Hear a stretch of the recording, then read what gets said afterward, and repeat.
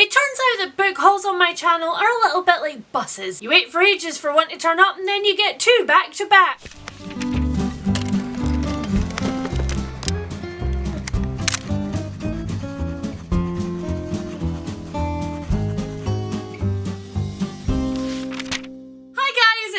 And welcome back to my channel. Today we are here to finally get all of the books off of my altar. Last time we did a book haul, I told you that the reason I was finally filming it was because lovely spouse Harry told me to get all of the books off of the freaking floor because they were a health and safety hazard, mostly for me. So this time as the books started to come in, I was like, I'll be crafty, I'll just pile them all up over there on top of the little bookcase, which is also the only space in my house that the cats don't go, so the only place where we can have candles. But as the books started to come in, they were getting higher, and eventually I made a new kind of health and safety hazard, and I also made it so that I couldn't use my dollar. So I mean, what's the girl gonna do when she breaks her book cart? I need a more permanent solution than this for next time. But next time is not this time. And this time I have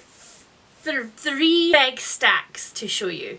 Big stacks. Some of these books are particularly beautiful books that I was keeping for my festive gift guide this year. But guys, the roller coaster just will not end. It keeps going. It keeps ever flowing, and quite honestly the thought of dragging tons more books off my shelf and making more piles for a festive gift guide was just, it was beyond her capacity. It was unacceptable, and so the beautiful books are just going to exist in this book haul. I will highlight to you in some way if I would have put them in my festive gift guide, but otherwise it's just a big old here's the new things in my house, aren't they shiny haul. We cool? Good. Okay, great. But now that we've agreed on that, it's time for me to tell you about the sponsors of today's video, who are once again the wonderful people at Ana Luisa. You guys know that I have been working with Ana Luisa for quite a while now. I am one of their VIP representatives, and I feel so fortunate to be able to bring their products to you and to show them off, because I rate them, guys. I just rate them. They're great. And how often realistically do we find a business that both produces beautiful things, makes their staff very happy, and is completely unproblematic? Not very freaking often is what I say to you. So let me level with you guys. Minus my wedding ring, pretty much all of the jewellery I wear these days, like all of the jewellery that I wear, is Ana Luisa. And it's not that your girl doesn't have choice, it's just that all of these pieces are so freaking versatile. So throughout this video I am going to show you some of my absolute favourite pieces from Ana Luisa, and you can very much guarantee that every single one of these would have featured in my gift guide. And just like I am when I'm choosing Ana Luisa pieces first thing in the morning,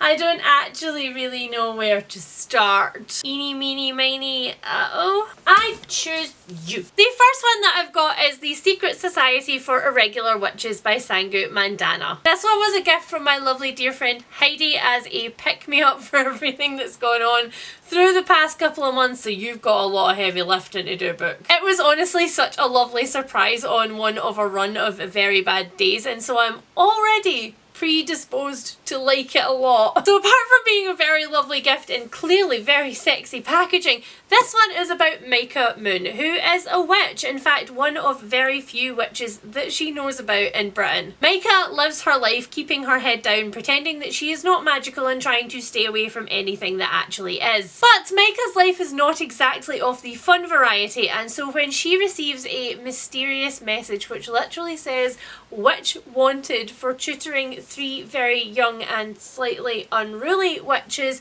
she kind of jumps at the chance. And she is hoping, as we all do when we decide that this is the thing that's going to transform our life, that it's going to transform her life. She is suddenly going to be a new person with significantly less problems. That is not the way that life works, because it turns out that her young charges are significant problems, and so is the resident librarian. He is prickly, he is very, very protective over the girls, and he doesn't really like Micah or the fact that she's there. And also, I'm just going to be real with you, this one has an illustration of a puppy inside, so I'm assuming there's a puppy somewhere in this story, and I want it. In all seriousness, I'm a bit wishy-washy on romance. I have things that I absolutely love, like Tessa Dare, but I've tried a lot of things that really don't work for me, or things that I just don't care about. But this new category of like slightly magical witchy romances that are appearing, I'm reading Hickes Appeal right now, and I am obsessed. So thank you, Heidi, for adding to another one of my new obsessions. Speaking of cozy and magical, I have a book here which I just found out this morning was the choice for my Patreon book club for December. We usually pick 2 titles, but for many reasons we're only picking one for December, and this one won by like a resounding runaway vote. It was genuinely almost laughable how few votes the other books got. Not because they're crummy books, but because everybody in the world is so excited for this book. So this one is Legends and Lattes by Travis Baldry, and yes, I have 2 very different editions of this. So originally Legends and Lattes was a self-published book, and it had a cover which looked a little bit like this, but then it was such a runaway success that it was picked up by the lovely people at Tor and rebranded in the UK at least to look like this. But lots of people were very sad that the original cover didn't exist anymore, and so the lovely people at the Broken Binding teamed up with Tor to bring out this edition, which has the original cover and some very sexy sprayed edges, even if I do say so myself. This beautiful new chalkboard edition by Tor does have the original cover as the end papers, but for me the Broken Binding edition does kind of just knock it out of the park, because not only does it have this beautiful iconic cover, but it also has this on the naked hardback, and that's hard to beat, guys. That one's just, that's hard to beat. This one is about Viv. She is an orc barbarian, and she is sick of fighting. She is sick of doing everything that traditional orc barbarians would do in fantasy novels. She doesn't want it anymore. She wants a quiet life. So she's decided that she is putting down her sword and shield forever, and she's opening a coffee shop. The thing is, nobody in Thun actually knows what coffee is. She's introducing an entirely new flavour palette to this little city. But it turns out that running from your past is not quite as easy as it sounds. Who knew? And Thun has a seedy underbelly that doesn't necessarily like Viv or her new product. While we are already in the high fantasy realm, let's just pop over to a sequel, which I obviously cannot tell you too much about because it is the second book in the series, and that is The Oleander Sword by Tasha Suri. This is the follow-up to the Jasmine Throne, which I love very, very much. And this one is the exclusive hardcover edition by Illumicrate because I already had the original in hardcover, so I wanted the sequel in hardcover. It also has some very sexy sprayed edges. So I'll tell you briefly about the first book in this series. The Jasmine Throne follows Malini, whose dictator brother is in charge of this fantasy world and is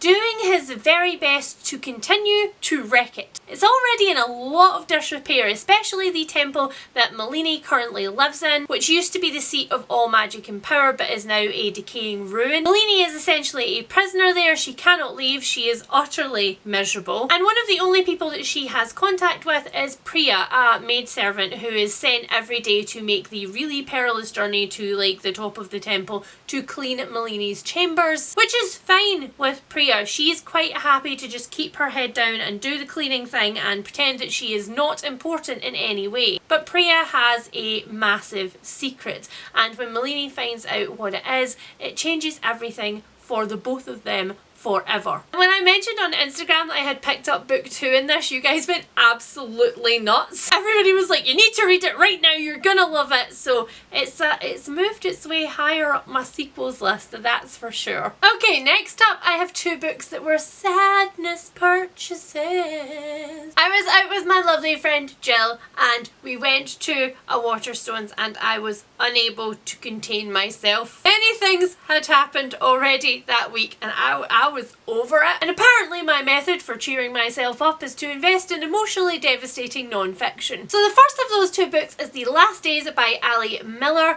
This is a Scottish memoir which I am very, very excited about. Ali Millar lived in a very small town on the Scottish borders and she was brought up as a Jehovah's Witness. Ali's visits to church are littered with illustrations of the Second Coming, which for her means that when Jehovah returns to earth it will be littered with the broken bodies of Jehovah's enemies. She lives every day terrified, but she lives every day with a mission, knowing what she has to do to not be one of those bodies when the Second Coming happens. But as Ali gets older, she gets married, she has a small child of her own, and as she watches her daughter replicate her experience, she starts to ask herself a lot of questions. Questions about whether there is an alternative lifestyle to this and questions about whether the Second Coming is real. I have read now quite a lot of memoirs about escaping various extreme religions and I absolutely find them fascinating. I don't know what it is because I've never really been into the true crime side of the investigation into cults and extreme religions, but I have discovered that I really have a passion for these individual memoirs that come from survivors who have escaped and who have then had to try and reframe their entire lives outside of their religion. So of course, as soon as I spotted this, I was like, well,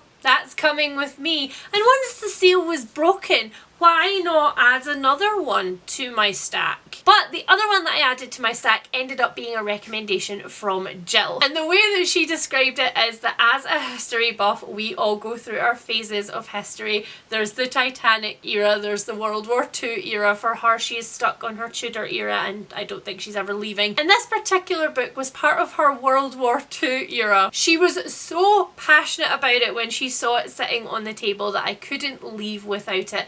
And I'm very glad that I didn't because I have since, of course, read the start of it, which I do with every book when it comes into my house. And I'm going to read you the first paragraph once I tell you what it's about because it is one of the most arresting starts to essentially a biography that I have ever read. So this is A Woman of No Importance, World War II's Most Dangerous Spy, The Untold Story of Virginia Hall by Sonia Purnell. There's absolutely no way I was getting through that without reading the cover. So essentially, Virginia Hall was an American woman who during World War II essentially infiltrated France under the guise of being a journalist and became one of the Gestapo's #1 hit list people. She infiltrated the Vichy command and completely took it apart single-handedly from the inside. And she did all of this with a disability because Virginia was also hiding a wooden leg which nobody noticed. Honestly, this woman literally did everything from training people in guerrilla warfare to actually springing people out of Nazi concentration camps. Never heard of her before. Not once. But as I said, I'm going to read you the first paragraph of this because the writing in here is absolutely stunning. Of course, I, like everybody else, am wary when I pick up a non-fiction book because there's always the possibility that it's going to be very dry. It's not going to be able to convey any emotion in the scenes that it's talking about. Not so with this one. It starts out, France was falling. Burned out cars, once strapped high with treasured possessions, were nosed crazily into ditches. Their beloved cargoes of dolls, clocks and mirrors lay smashed around them, and along mile upon mile of unfriendly road. Their owners, young and old, sprawled in the hot dust, were groaning or already silent. Yet the hordes just kept streaming past them, a never-ending line of hunger and exhaustion, too fearful to stop for days on end. Tell me that that paragraph did not just take you by the throat and say, read this book. And now, a wardrobe change. That would have been slightly more impressive if it hadn't been heralded by a cloud of cat hair. I like this. The keen-eyed observers amongst you will recognise this necklace because it is Ana Luisa's Miche necklace and I already have it in green. But again, it is so versatile and quietly statementy that I wear it a lot, and so I wanted it in a neutral colour that would go with more of my clothing. She's also very sturdy, but she's very lightweight, which I appreciate because I like to just kind of forget about the jewellery that I'm wearing. I don't want to have to maintain it throughout the day. Gone are the days when I want to worry about my outfit when I'm out, you know. Okie dokie, back to the books, and now with some horror-y goodness, because it wouldn't be a Leanne book haul circa 2022 if there was not horror-y goodness in it. Ugh. I just had my flu shot and my pepperoni update and So first of all, I have a horror classic, but it's not exactly a surprise or really an addition to my library, but rather a repurchase. In my library, there are some books surreptitiously double stacked. They're mostly on the bottom row, and they're mostly things like the Anita Blake Vampire Hunter series. And I went looking for one of those books the other day because I wanted to reread it, and lo and behold, I could not find it. It was nowhere to be found. Which I think means at some point I accidentally unhauled it along with a bunch of other like urban fantasy-ish, paranormal type things that I wasn't interested in anymore. And that book is Interview with the Vampire by Anne Rice. I was asking for anonymous questions the other day on Instagram. If you don't follow me on Instagram, it is my shop name. And somebody asked me, how many Anne Rice books have you read? And I was like, oh damn. And so I went and I had a look through the list. It turns out I've read quite a few. By quite a few, I mean like over 13 of them. But as soon as I answered this question, I couldn't get this book out of my head. It's one of my most reread books, and there is a ton of stuff wrong with it, okay? There's a ton of like semi-problematic stuff in it. The main character is super freaking whiny, but there's just something about this book, man. And so while I was out with Jill, I spotted this brand new copy, super cheap. I bought it and I instantly read it. So if you somehow haven't heard about Interview with the Vampire, I don't really know if there are people alive who haven't anymore, but if you somehow haven't, this one is about Louis. He is a very old vampire, and one day he stalks a journalist and offers him the story of his life, which would be the story of Louis's life. He wants to tell him exactly how he became a vampire, and he wants it to be written properly. He wants to de-glamorize the experience. He wants this journalist to know what really happened to him and what's really going on out there. And so through the course of this book, The Interview with the Vampire, Louis tells us about his growing up in New Orleans. He was a white wealthy plantation owner who had slaves and lands aplenty, but when his wife and children die of the plague, he is utterly distraught, starts to throw his entire life away. He is gambling, he is drinking, etc. Who, in my particular opinion, is really the main character of this book, and who is like a source of fascination for Anne Rice because she wrote many other Vampire Chronicles novels about Lestat. And Lestat doesn't really offer Louis much of a choice when he turns him, which turns out to be the entire basis for their relationship for many hundreds of years. There are some truly horrific things that happen in this novel and to Louis, and the other very horrific thing is how very tiny the font is in every single freaking copy of this book that I've ever seen. This copy of this book is like 305 pages, but if the font was a realistic human size, it would be more like 450, let's be real. Louis does a lot of freaking whining, but it is delightful. Next up, one that I'm just going to show you guys very briefly, mostly just because the cover is freaking stunning. This is What Moves the Dead by T. Kingfisher, and it is essentially T. Kingfisher retelling Edgar Allan Poe's The Fall of the House of Usher. Okay, I suppose I need to tell you more than just it's T. Kingfisher and so I will read anything. Edgar Allan Poe's original The Fall of the House of Usher sees an unnamed narrator, which is a technique that of course I really love, receiving a letter from his friend Roderick Usher. His friend Roderick is very ill in his vast family mansion in the middle of the countryside nowhere, and he asks our unnamed narrator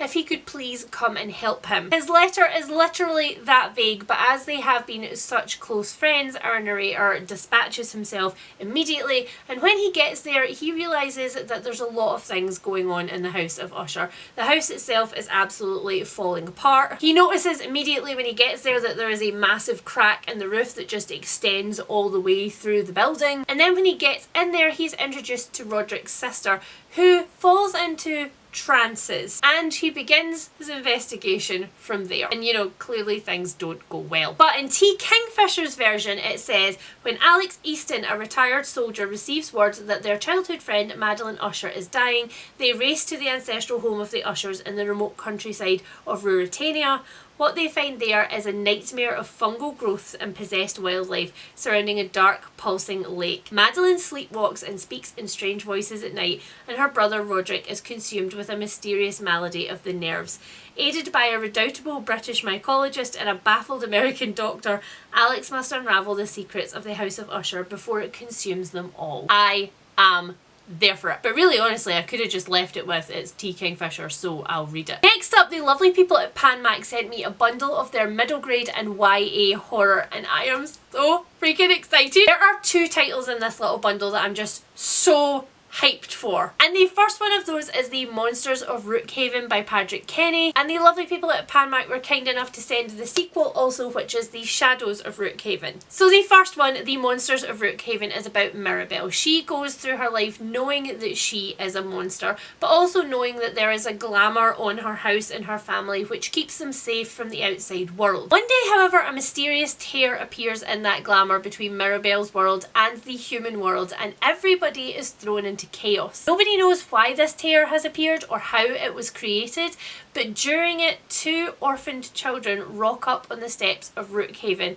and Mirabelle realises that maybe the only way out of this is to form some solid friendships with people that she otherwise would have been terrified of. Oh, and did I mention that these are illustrated? As in like full page spreads illustrated? So freaking excited. I have recently dipped my toe in a really hard way into middle grade horror, and I am not sorry about it. Actually, let's take a brief break in this little PanMac bundle so that I can show you 2 of those middle grade horrors. So during Mixtape-a-thon, my sweet friend Amy was reading The Haunting of Aveline Jones by Phil Hickes. This is the story of Aveline. She is a keen ghost hunter. She likes anything spooky, anything creepy, but there is nothing spooky or creepy happening to her on her half-term holiday. Like, nothing. Desperate to distract herself from her extremely depressing circumstances, she takes herself to a second-hand bookstore, and when she does, she finds a very interesting book. Not only are these stories in this book creepy AF,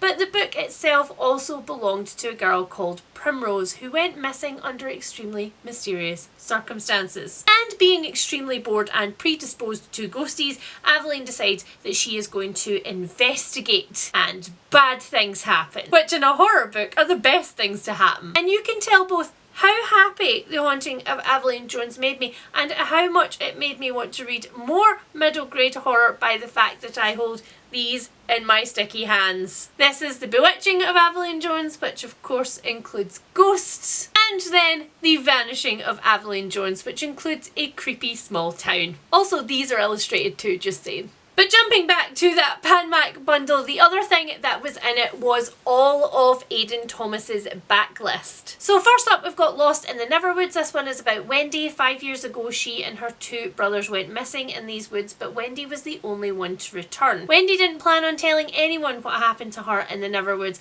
but now more children are starting to go missing, and the townsfolk are looking to Wendy to provide them with answers. Like now.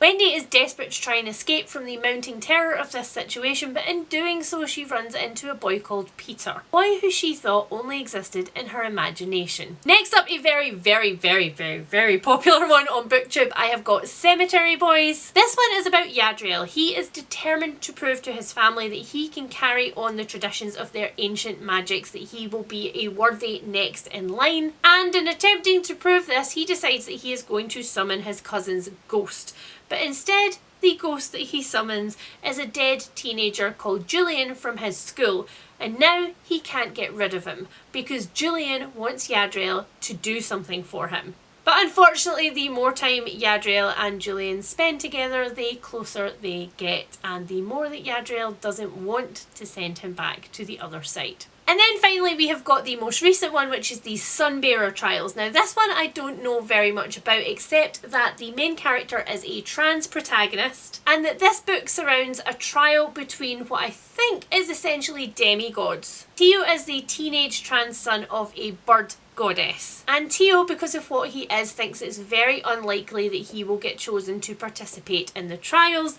But from what the back says, I think Tio's gonna be surprised. I'm not gonna lie, compared to the other books in this stack, this one has a lot of information on the back. Like, it's kind of an info dump of how the magic of this world works and the hierarchies of it. And I have decided that instead of trying to slog my way through that, I am just going to read the freaking book and let the information come to me in like a logical fashion when Aidan Thomas decides that it should, instead of crammed on the back of the book in a way that just makes my head boggle. So yes, thank you to Panmac for that little bundle of horror and fantasy. I am very excited. Now let's jump from there into a couple of stunning hardbacks that I have pre-ordered. The first one of those is Stoneblind by Natalie Hayes. This is Natalie Hayes' retelling of the Medusa myth, and this one is the Waterstones exclusive edition, so the front looks like that and these sprayed edges look like this. Now I'm not gonna lie, while I am very here for the sprayed edges, I think that they're absolutely beautiful, and of course the foiling on this edition and all of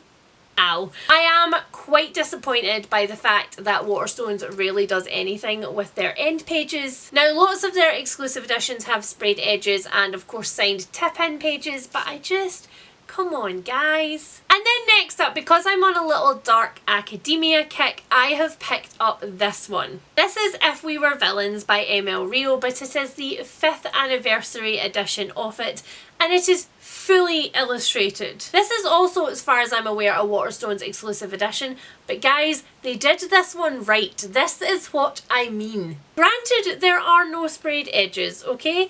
But there is a fully foiled dust jacket, which is absolutely beautiful. There are fully illustrated end pages which are to die for, which is ironic because you know it's dark academia, so someone's dying. We have got the crest on the naked hardback and some more foil on the spine. We have a signed tip-in page which is made to look like parchment, and then we have these illustrations throughout. And when we say special edition, this is what we mean. Now, 6 years ago now, I did actually have the proof of If We Were Villains, which I only very recently got rid of. And I did actually attempt to pick it up twice in that time, but the thing that got me each time... Why am I trying to kill myself with hardbacks? Yes, anyway, the thing that put me off both times that I tried this one was the amount of Shakespeare content in this. Because unlike most dark academia novels, which usually centre around either the classics or philosophy, or like Babel most recently, translation and language, this one instead centres around some Shakespearean actors. They are of course at university, and that is what they are doing. They are learning the craft of Shakespeare, they are going through Shakespeare's backlist, and they speak to each other quite a lot in Shakespearean references. There are a good handful of Shakespeare's plays that I absolutely love, and some of them are granted not the standard ones. Some of them are like what people consider to be the boring history ones, and I really like them. But do I like them enough to listen to characters talking back and forth to themselves in Shakespearean English a lot? I don't know. However, the writing of this one stuck with me so much, and every single time I saw somebody else pick it up in a book haul or mention it, I was like, maybe I should pick it up on my Kindle, maybe I should give it a try again. And I just swithered back and forth on it so very much until I discovered that this edition was going to be published. And if there's ever anything that has solved me being reluctant to pick up a book, it has been a beautiful edition of it. Next up, I have another one that was sent to me from the lovely people at Hodder and Stoughton. This one is Ashes and Stones, a Scottish journey in search of witches and witness. The book is by Alison Shaw, and I do not know who the lovely cover is by because the proof does not tell me, but whoever you are, this is immaculate. I absolutely adore the fact that this entire cover is just varieties of heather purple. The whole thing is really gorgeous. So this one says, what have we lost and what ghosts do we live with? Ashes and Stones recounts a moving and personal journey along rugged coasts and through remote villages and cities. We explore a spellbound landscape in search of traces of those accused of witchcraft in 17th century Scotland, from modern memorials to standing stones and fairy hills to forgotten caves. So every chapter in this one tells a different story, and at the start of every one we have the name of the accused witch and the year in which this story takes place. I have only just dipped my toe into this one, but what I will say is that Alison Shaw's writing is so engaging. There are so many books being published right now about the history of witchcraft and witchcraft trials, which of course I absolutely love. As somebody who identifies as practicing, hearing the history of witchcraft told told through all of these different lenses over the last couple of years has been pretty great. I have found some absolute gems, but I have also found the reverse. There are some books that just really rehash the same 10 stories of witchcraft trials over and over again. And I'm finding more and more that some of them are just surreptitiously hidden history books in which they are telling you about what everyday life was at the time in like 1500 or 1600. And the witchcraft of it all is kind of just shoehorned in there as a hook to get you to read about the history of the time. And I'm not gonna lie, I'm getting pretty bored of it and a little bit wary, and my tolerance is going down and down every book that I pick up. And so when I saw this one, I was like, ah. We are going to get witchcraft stories specifically from Scotland, untold witchcraft stories specifically from Scotland, which are about the actual act of what happened and not about what it's like to live in those times. And now, it's the final necklace. So this one is Ana Luisa's patent necklace. It is one half of their layering set. The other half looks like this. It is a very closely woven chain. And I love to wear them together, but I also love to wear them apart. And this is one of the things that I love the most about Ana Luisa's jewellery. It's that even when you get a layering set, each piece is so thoughtfully put together that it can just be worn on its own. I've been wearing like a lot of scarves and like really high neck tops recently, and just having this peeping over the top has just been really cute. And really realistically, because it sits so high, you could literally wear it with any other piece in your collection. And as I've put on the screen throughout every single wardrobe change, if you use my code down in the description below, then you are guaranteed to get the best deal available on these pieces, and you will also help to directly support my channel and help me to keep bringing you book hauls like this. Next up, I have another absolutely stunning hardback edition that most definitely would have appeared in my Christmas gift guide. It is beautiful. It's like breathtakingly detailed to a level that I was astounded was just the standard hardback edition of it. This is The Deathless Girls by Kieran Millwood Hargrave. So this is the beautiful foiled cover. I'm losing the light now, so you're probably going to struggle to see it a little bit, but all of these words and all of the gold on the cover is all foiled, and it carries on to the back. Curse you lighting, you are not showing this in its best effect. So that's the beautiful cover. These are the beautiful end pages. The end pages in this kind of also betray the plot because we have like the upside down version here. This is inverted and extremely creepy. But are you ready for it? You're not ready for this. There's no way to prepare for this. Look at the naked hardcover. Just look at it. Not even the lighting can repress this shine. It's revoltingly beautiful. And it was honestly this little creepy synopsis that drew me into actually buying this book, not just this stunning cover.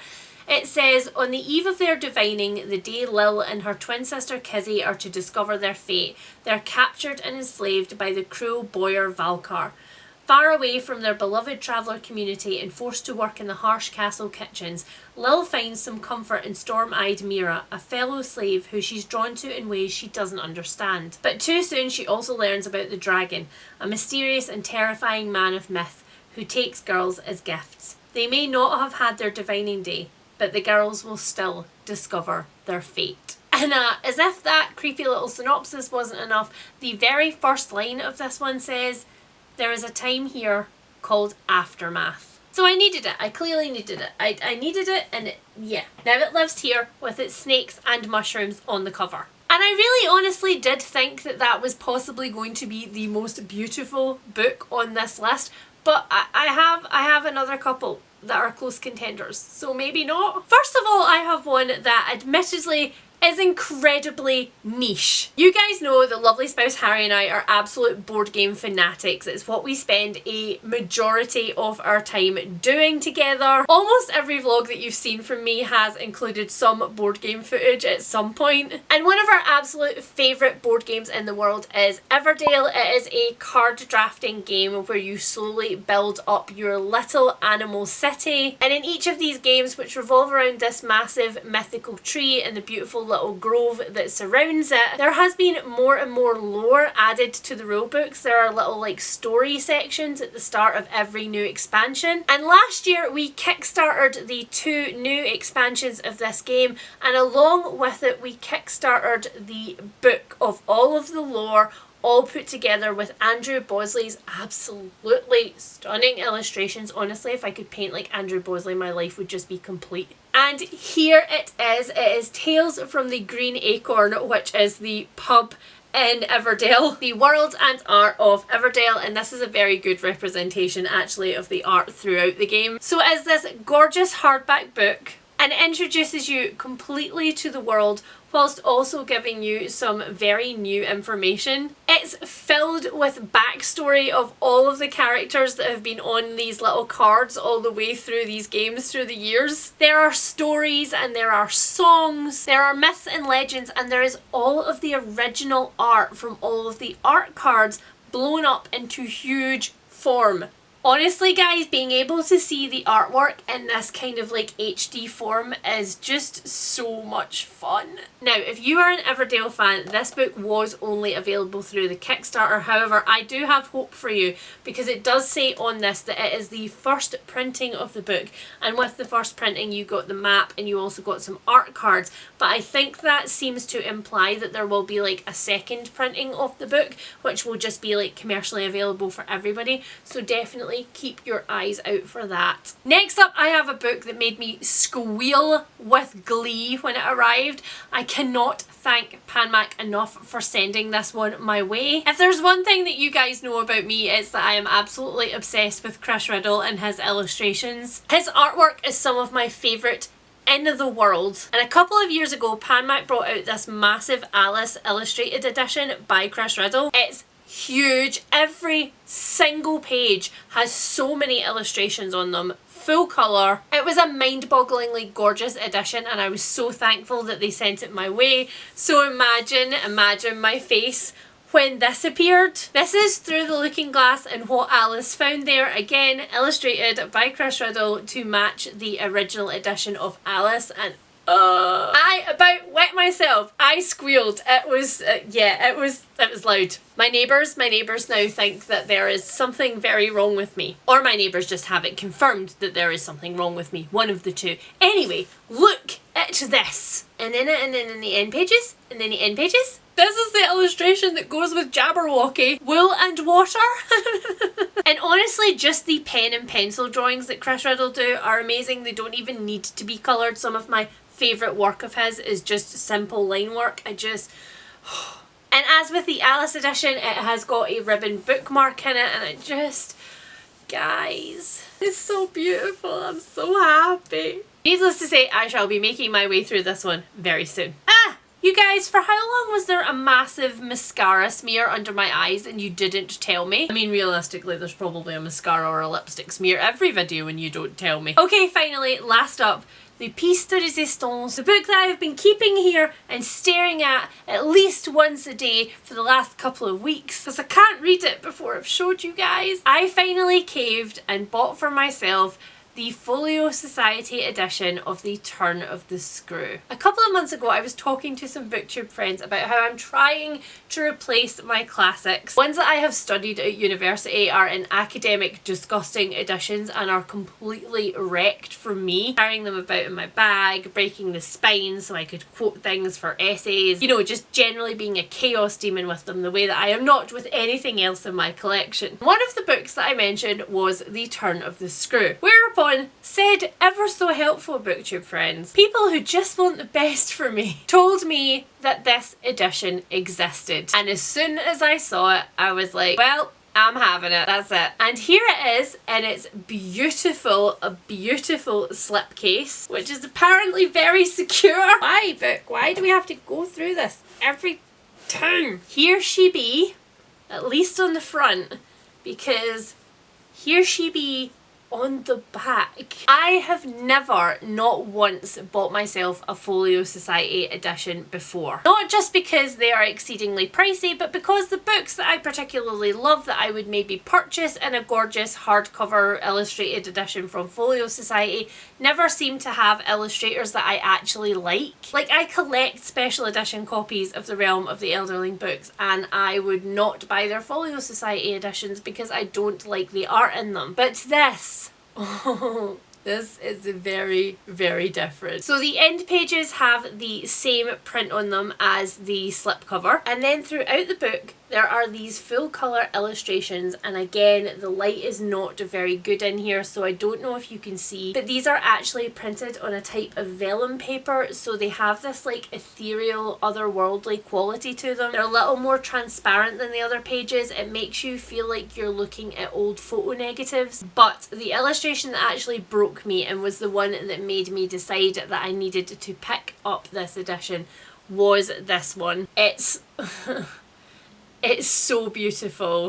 Yeah, I own this one now, and I am going to be permanently torn between wanting to read and display it and wanting to never touch it in case I have greasy, nasty fingers and I make any kind of mark on it whatsoever.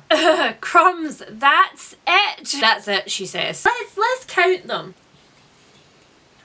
22. I think that was quite a reasonable haul, don't you, for the end of the year? I hope that some of them have inspired things for your Christmas list, be it books or Ana Luisa jewellery. And once again, if you would like to check out Ana Luisa, remember you can use my code down below in the description box to get the best deals available. If you have enjoyed this video, please consider hitting the thumbs up because it does help my channel a whole lot. And if you are new here, then please do consider sticking around to find out what I thought about some of these books, which are making their way higher and higher up my to immediately read list. And I will speak to all of you guys really soon. Bye! It's now 3 o'clock and it's so dark in here that genuinely I can't even remember what the sun looks like. Welcome to sunny Scotland, where we're far enough north that the light doesn't exist anymore.